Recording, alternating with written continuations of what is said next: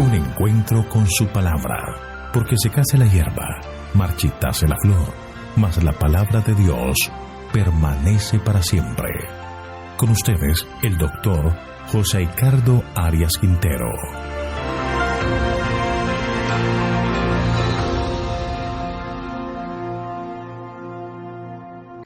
Hoy vamos a estudiar Mateo capítulo 12, versículos 22 al 33. Jesús camina sobre el mar. Te invito a orar. Padre eterno y bondadoso, alabado, glorificado y exaltado sea tu santo nombre. Gracias te damos, Señor, por tus cuidados, por tu amor y por tu bondad. Queremos en este momento solicitar la presencia de tu Espíritu para que al abrir la Escritura y estudiar este pasaje de Mateo 14 podamos entender más y más de ti. Gracias, Señor, por ser tan bueno con nosotros y gracias por concedernos tu bendición, pues lo pedimos en Jesús. Amén. Jesús acababa de hacer un gran milagro de alimentar a 5,000 hombres sin contar las mujeres y los niños. La emoción del momento y después de presenciar y ser partícipe de este gran milagro, Jesús interrumpe y ordena a sus discípulos que se vayan del lugar. Esta es la siguiente sección del capítulo 12 que va de los versículos 22 hasta el 33. Leamos el versículo 22.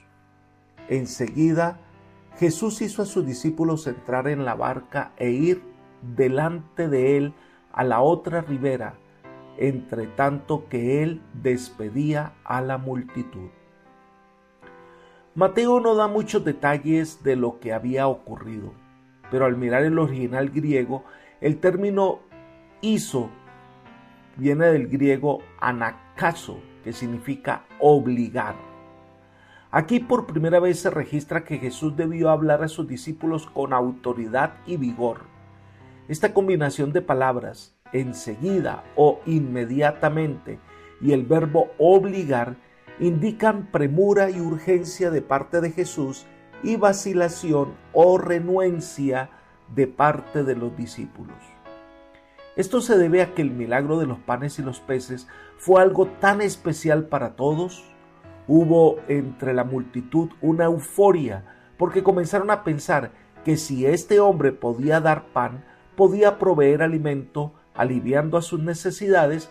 La multitud estaba decidida a coronarle rey allí mismo, pues pensaron ¿qué no haría este hombre como rey? Leamos el Evangelio de Juan capítulo 6 versículos 14 y 15. Lo siguiente: entonces aquellos hombres, al ver la señal que hizo Jesús, dijeron, verdaderamente este es el profeta que había de venir al mundo. Pero entendiendo Jesús que iban a venir para apoderarse de él y hacerlo rey, volvió a retirarse al monte él solo. La gente emocionada iba a incitar a que se volviera rey, pero es que Jesús no hizo este gran milagro con ese objetivo. Lo cierto es que sus discípulos también se emocionaron con la idea, y Judas fue el primero en percibir la importancia del sentimiento popular y fue él el que inició el proyecto de coronar a Cristo Rey. Elena de White comenta, a pesar de la propia enseñanza del Salvador, Judas estaba de continuo sugiriendo la idea de que Cristo iba a reinar como rey en Jerusalén. Procuró obtenerlo cuando los 5,000 fueron alimentados. En esta ocasión, Judas ayudó a distribuir el alimento a la hambrienta multitud. Tuvo oportunidad de ver el beneficio que estaba a su alcance e impartir a otros. Sintió la satisfacción que siempre proviene de servir a Dios. Ayudó a traer a los enfermos y dolientes de entre la multitud a Cristo. Vio qué alivio, qué gozo y alegría penetraban en los corazones humanos por el poder sanador del restaurador. Podría haber comprendido los métodos de Cristo, pero estaba cegado por sus propios deseos egoístas. Judas fue el primero en aprovecharse del entusiasmo despertado por el milagro de los panes. Él fue quien puso en pie el proyecto de tomar a Cristo por la fuerza y hacerle rey. Libro El deseo de todas las gentes, página 665. Así que el momento fue de gran entusiasmo y la gente estaba lista para reconocerlo como rey, y los discípulos estaban emocionados, sintieron que era el momento que estaban esperando. Y fue cuando Jesús, con voz de autoridad, le ordena a sus discípulos que se fueran del lugar, que tomaran la barca y se adelantaran a la otra ribera. Elena de White describe este momento. Jesús ordenó entonces a la multitud que se dispersase, y su actitud era tan decidida que nadie se atrevió a desobedecerle. Las palabras de alabanza y exaltación murieron en los labios de los concurrentes. En el mismo acto de adelantarse para tomarle, sus pasos se detuvieron y se desvanecieron las miradas alegres y anhelantes de sus rostros. En aquella muchedumbre había hombres de voluntad fuerte y firme determinación, pero el porte regio de Jesús y sus pocas y tranquilas palabras de orden apagaron el tumulto y frustraron sus designios. Reconocieron en él un poder superior a toda autoridad terrenal y sin una pregunta se sometieron. Libro El deseo de todas las gentes, página 341. A sus discípulos le ordena que se fueran a la otra orilla. Juan Marcos dice que iban hacia Betsaida. Nadie preguntó cómo iba a llegar el maestro allá. Lo esperaron un rato y finalmente se fueron murmurando entre ellos. Elena de White, en el mismo libro, la página 342, describe ese momento. Habían dejado a Jesús descontentos en su corazón, más impacientes con él que nunca antes desde que le reconocieron como su Señor. Murmuraban por qué no les había permitido proclamarle rey. Se culpaban por haber cedido con tanta facilidad a su orden. Razonaban que si hubiesen sido más persistentes, podrían haber logrado su propósito. El descontento era grande y la decepción que experimentaron los dejaron bastante disgustados. Esto demuestra que ellos no lograban entender cuál era el ministerio de Jesús, no lograban entender lo que decía la profecía con respecto al Mesías. Sigamos leyendo el versículo 23. Después de despedir a la multitud, subió al monte a orar aparte, y cuando llegó la noche, estaba allí solo. Jesús estaba en esos cerros de Galilea y pasó horas en oración, pero lo que entendemos es que no perdió de vista a sus discípulos. Elena de White dice, ni por un momento perdió de vista a sus discípulos. Deseo de todas las gentes, página 344. En esta ocasión su oración tenía dos propósitos. Primero, pedir por sí mismo que pudiera hacer conocer a los hombres el verdadero propósito de su misión. Y segundo, pedir por sus discípulos en su hora de chasco y prueba. Este fue un motivo de reflexión profunda para el Señor. Había recibido la noticia de la muerte de Juan, que presagiaba lo que ocurriría a él. Pasa tiempo con sus discípulos. Ahora está con la multitud y muestra las maravillas del cielo, pero la gente realmente no estaba preparada para recibirle. Elena de White comenta, cuando fue dejado solo, Jesús subió al monte apartado a orar. Durante horas continuó intercediendo ante Dios. Oraba no por sí mismo, sino por los hombres. Pidió poder para revelarles el carácter divino de su misión, para que Satanás no cegase su entendimiento y pervirtiese su juicio. El Salvador sabía que sus días de ministerio personal en la tierra estaban casi terminados y que pocos le recibirían como su Redentor. Con el alma trabajada y afligida, oró por sus discípulos. Ellos habían de ser intensamente probados. Libro El deseo de todas las gentes, página 342. Estaba orando por fortaleza espiritual y elevando una oración intercesora, y cuando llegó la noche, el pasaje dice que estaba solo. No estaba solo únicamente en el sentido físico. Jesús sentía la soledad de que ni siquiera sus discípulos lo entendieran. Allí en los apartados cerros, bajo la bóveda estrellada de los cielos, se comunicó con su Padre eterno. Y mientras Jesús estaba orando solo, los discípulos iban en la barca a regañadientes cuando la situación cambió por completo. Versículo 24. Ya la barca estaba en medio del mar, azotada por las olas, porque el viento era contrario. Los discípulos en su mayoría eran expertos en la navegación de la barca en el mar de Galilea, ya que muchos de ellos eran pescadores y en varias oportunidades habían enfrentado tormentas mientras pescaban. En el relato paralelo menciona algo interesante. Vayamos a Juan capítulo 6, versículos 18 y 19. El mar estaba agitado porque soplaba un fuerte viento. Cuando habían remado como 25 o 30 estadios, cada estadio equivale aproximadamente a 185 metros, lo que significa que habían avanzado unos 5 kilómetros, con lo que fácilmente habrían llegado a Capernaum. Pero es que el fuerte viento hizo que la barca fuera desviada de su destino. Elena de White describe lo que estaba pasando. Una violenta tempestad estaba por sobrecogerles y ellos no estaban preparados para ella. Fue un contraste repentino porque el día había sido perfecto y cuando el huracán los alcanzó sintieron miedo. Olvidaron su desafecto, su incredulidad, su impaciencia. Cada uno se puso a trabajar para impedir que el barco se hundiese. Por el mar era corta la distancia que separaba a Betsaida del punto a donde esperaba encontrarse con Jesús, y en tiempo ordinario el viaje requería tan solo unas horas, pero ahora eran alejados cada vez más del punto que buscaban. Hasta la cuarta vela de la noche lucharon con los remos. Entonces los hombres cansados se dieron por perdidos. En la tempestad y las tinieblas, el mar les había enseñado cuán desamparados estaban y anhelaban la presencia de su Maestro. Libro El deseo de todas las gentes, página 343.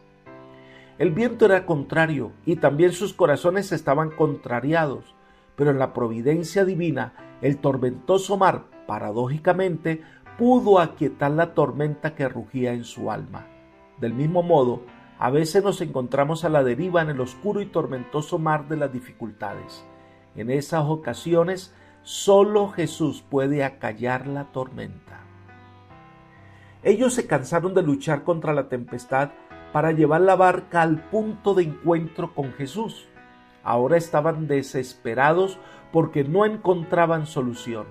Parecía inevitable que la barca se hundiera, y fue allí cuando vieron algo extraño que los espantó. Sigamos con Mateo capítulo 14, versículos 25 y 26. Pero a la cuarta vigilia de la noche, Jesús fue a ellos andando sobre el mar. Los discípulos, viéndolo andar sobre el mar, se turbaron diciendo: ¡un fantasma!, y gritaron de miedo. En la época de Jesús, los romanos habían dividido la noche en 4 vigilias. La primera iba desde las 6 hasta las 9 de la noche. La segunda iba desde las 9 de la noche hasta la medianoche. Y la tercera vigilia desde la medianoche hasta la tercera hora de la madrugada. La cuarta vigilia era entre las 3 y las 6 de la madrugada. Fue en ese tiempo cuando Jesús vino a sus discípulos. Había pasado la noche y no habían podido llevar la barca a puerto seguro. La Escritura dice que Jesús vino a ellos andando sobre el mar.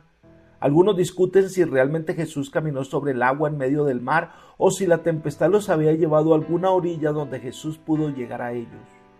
Lo cierto es que ellos ven a Jesús caminar sobre el agua, y la verdad más importante es que cuando ellos necesitaron ayuda, Jesús vino para ayudar y salvar.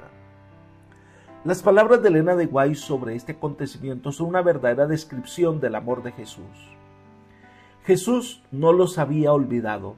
El que velaba en la orilla vio a aquellos hombres que, llenos de temor, luchaban con la tempestad. Ni por un momento perdió de vista a sus discípulos. Con la más profunda solicitud, sus ojos siguieron al barco agitado por la tormenta con su preciosa carga, porque estos hombres habían de ser la luz del mundo. Como una madre vigila con tierno amor a su hijo, el compasivo Maestro vigilaba a sus discípulos cuando sus corazones estuvieron subyugados, apagada su ambición profana, y en humildad oraron pidiendo ayuda, y les fue concedida. Libro El deseo de todas las gentes, página 343. Ellos quedaron confundidos al ver a alguien caminando sobre las aguas en medio de la tormenta. No era algo que hubieran visto con frecuencia. Así que en su mente llena de mitos, pensaron que era un fantasma. Sintieron miedo. No era algo lógico de explicar lo que sintieron al pensar que era un fantasma de las leyendas que había en la región. Sintieron terror. Veamos la descripción que hace Elena de White en este comentario en el mismo libro, la página 344. En el momento en que ellos se creyeron perdidos, un rayo de luz reveló una figura misteriosa que se acercaba a ellos sobre el agua, pero no sabían que era Jesús. Tuvieron por enemigo al que venía en su ayuda. El terror se apoderó de ellos. Las manos que había asido los remos con músculos de hierro los soltaron. El barco se mecía al impulso de las olas. Todos los ojos estaban fijos en esta visión de un hombre que andaba sobre las espumosas olas de un mar agitado. Ellos pensaban que era un fantasma que presagiaba su destrucción y gritaron atemorizados. Jesús siguió avanzando como si quisiese pasar más allá de donde estaban ellos, pero le reconocieron y clamaron a él pidiendo ayuda. Su amado maestro se volvió entonces y su voz aquietó su temor. Alentaos, yo soy, no temáis. Así que en la primera instancia ellos no reconocieron a Jesús, pensaron que era un fantasma. Leamos el versículo 27. Pero enseguida Jesús les habló diciendo: tened ánimo, soy yo, no temáis. Pero era tanta las emociones encontradas que sentían en ese momento que no estaban seguros que era Jesús. Sintieron entonces esperanza y gozo de reconocer que realmente era el Maestro. Entonces Pedro es quien se adelanta a hablar con Jesús y hace una solicitud. Versículos 28 al 31. Entonces le respondió Pedro y dijo: Señor, si eres tú, manda que yo vaya a ti sobre las aguas. Y él le dijo: ven. Y descendiendo Pedro de la barca andaba sobre las aguas para ir a Jesús, pero al ver el fuerte viento tuvo miedo y comenzó a hundirse. Entonces gritó: Señor, sálvame. Al momento Jesús, extendiendo la mano, lo sostuvo y le dijo: hombre de poca fe, ¿por qué dudaste? Pedro era un hombre de acción, entusiasta, vigoroso, y que en cierta medida había ganado como una posición de liderazgo entre los 12. Entonces, cuando reconoce que era Jesús, le dice: si eres tú. La composición griega se puede traducir también: puesto que eres tú. Tenía la seguridad de que era Jesús. Si así no fuera, no se hubiera atrevido a salir de la barca para intentar andar. Pedro estaba dispuesto a hacer lo que Jesús le indicara, pero no quería actuar mientras no tuviera la seguridad de que Jesús aprobaba su proceder. Jesús le dice: ven. Es probable que Cristo nunca se hubiera propuesto que Pedro caminara sobre las aguas, pero si la imperfecta fe de Pedro lo impulsaba a hacerlo, Cristo estaba listo a aceptar eso como un acto de fe. Pedro salió de la barca por fe. La fe lo sostuvo sobre las aguas del mar de Galilea. Pero esa fe solo fue activa mientras él mantuvo los ojos fijos en Jesús. Después de dar unos pasos, su duda lo llevó a hundirse y a clamar al Señor para que lo salvara. Mirando a Jesús, Pedro andaba con seguridad, dice Elena de White, pero cuando la satisfacción propia miró hacia atrás a sus compañeros que estaban en el barco, sus ojos se apartaron del Salvador. El viento era borrascoso, las olas se elevaban a gran altura directamente entre él y el Maestro, y Pedro sintió miedo. Durante un instante, Cristo quedó oculto de su vista y su fe le abandonó. Empezó a hundirse, pero mientras las olas hablaban con la muerte, Pedro elevó sus ojos de las airadas aguas y fijándolos en Jesús, exclamó: Señor, sálvame. Inmediatamente Jesús asió la mano extendida diciéndole: oh hombre de poca fe, ¿por qué dudaste? Libro El deseo de todas las gentes, página 344. Pedro tuvo una experiencia única. Mientras miraba a Jesús podía caminar sobre el agua. Cuando retira su vista de Jesús, comienza a tener problemas. De la misma manera, la única forma en que podemos transitar en medio de esta vida tormentosa con seguridad es mirar a Jesús. Cuando nos distraemos con otras cosas, corremos el peligro de desviarnos del camino y perdemos. Pedro dudó por un momento, pero clamó al Señor. Y el pasaje dice que al momento Jesús extendió la mano y lo sostuvo. Esto nos recuerda que Dios no demora en responder al sincero pedido de liberación de las olas de la tentación que de tanto en tanto intentan anegar el alma. Y entonces Jesús le llama la atención y le dijo: hombre de poca fe, ¿por qué dudaste? Con amor, Jesús primero salvó al Pedro y luego le reprendió por su falta de confianza. No censuró a Pedro por haber intentado andar sobre las olas, sino por abandonar la fe. Al parecer, Pedro comprendió y apreció la lección que Jesús deseaba que aprendiera de este caso.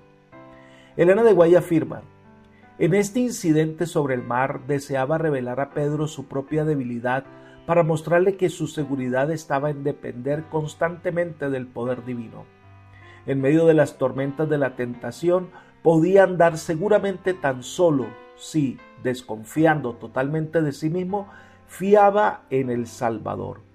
En el punto en que Pedro se creía fuerte era donde era débil, y hasta que pudo discernir su debilidad, no pudo darse cuenta de cuánto necesitaba depender de Cristo.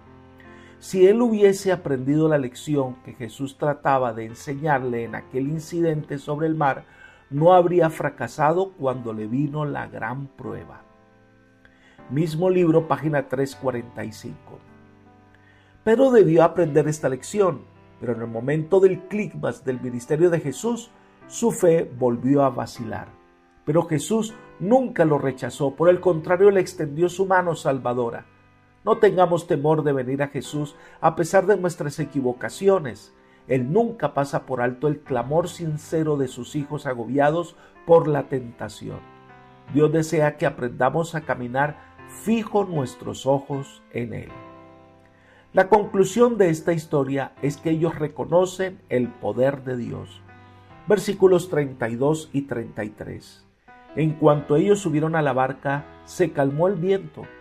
Y entonces los que estaban en la barca se acercaron y lo adoraron diciendo: verdaderamente eres Hijo de Dios. Esta es una descripción interesante. Pedro volvió a la barca tomando de la mano de Jesús, andando al lado y teniendo a Pedro su mano en la de su maestro. Entraron juntos en el barco, dice Elena de White. Pero Pedro estaba ahora subyugado y callado. No tenía motivos para alabarse más que sus compañeros, porque por la incredulidad y el ensalzamiento propio casi había perdido la vida. Cuando apartó sus ojos de Jesús, perdió pie y se hundía en medio de las ondas. Deseo de todas las gentes, página 344. Llega Pedro sumiso y sin motivo de orgullo, tomado de la mano de Jesús.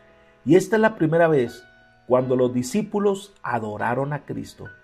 Y fue la primera vez cuando los discípulos confesaron que Jesús era el Hijo de Dios.